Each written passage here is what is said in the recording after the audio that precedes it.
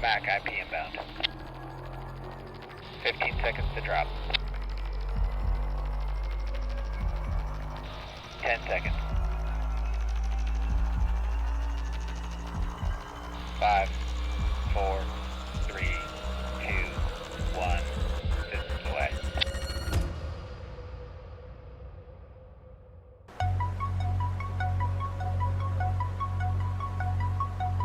Getting things to people who need it in rural Alaska has historically been very difficult. And something like what Dash is doing is going to be a game changer for people who live in rural Alaska. Challenges up here in Alaska have always been logistics and infrastructure. We have zero infrastructure up here compared to the lower 48. No weather reporting, no weather service. Most of the villages we serve aren't on any kind of road structure, so it's not like they can drive it in. If we have 2 weeks of weather, and we get that a lot up here with low-lying ground fog and just low-lying stratus clouds where we can't get into these airfields, these people aren't getting their medication. Today, I'm ensuring that all of the stakeholders involved for us conducting drops at native villages and remote research sites are satisfied in the loop and that our contract requirements are met. So for this trip, it's exciting to me. I think we'll be very successful since we did a lot of testing and using simulation. We've built a lot of trust in the community up there and want to deliver on everything that we've promised. And this trip is a test run to evaluate how we can best do that. This is Dash Systems coming up here, not only to test their technology on a Navy and university contract, but really to showcase it in theater, in the really remote, harsh environments that the technology is going to bring the most value.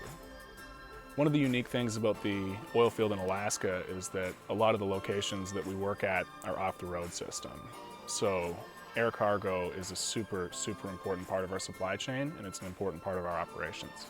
In the most severe cases, a late time-sensitive delivery in the oil and gas industry results in very expensive operations and pieces of equipment, and potentially even production being put on hold. One memory that I have from my time working on the North Slope took place on an artificial island in the actual Arctic Ocean. We were really far from the origin of the materials that we needed, and we had a small equipment malfunction that needed a very small part to fix it. At that time, it took 2 to 3 days to get the part that we needed out to location so that we could get the operation back on track. We didn't know it at the time, but what we really needed was Dash Systems. We're out of the HARP facility about 170 miles to the northeast of Anchorage. There's a whole bunch of obstructions in and around the drop zone. There's a clearing out here that we're going to get into. Not the easiest terrain, but it's very doable. We do support a lot of these projects via helicopter, but there's a lot of limitations to that.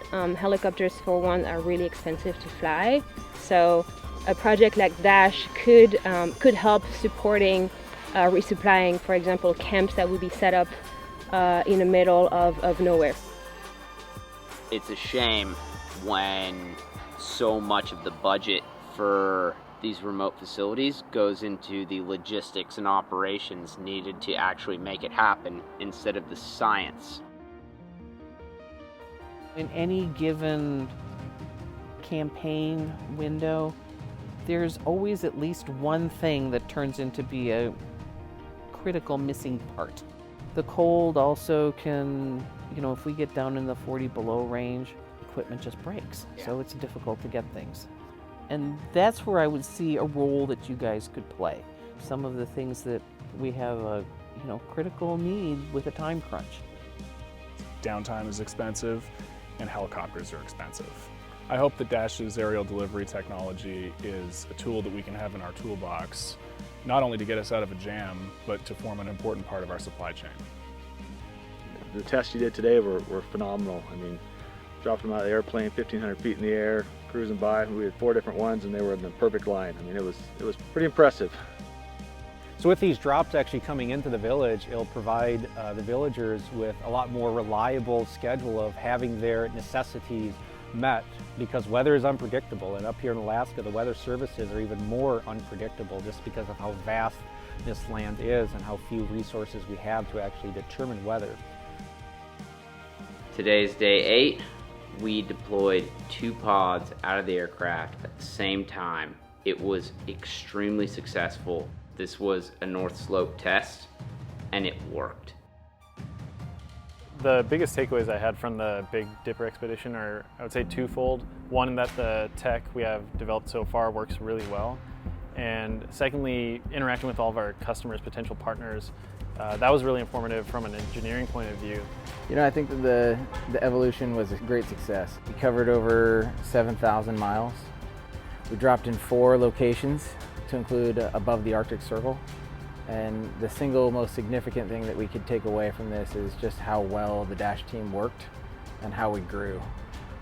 I think the next steps would be advancing our technology to actuated grid fins of the Griffin system. And number 3, in parallel, working on our pair rotor system.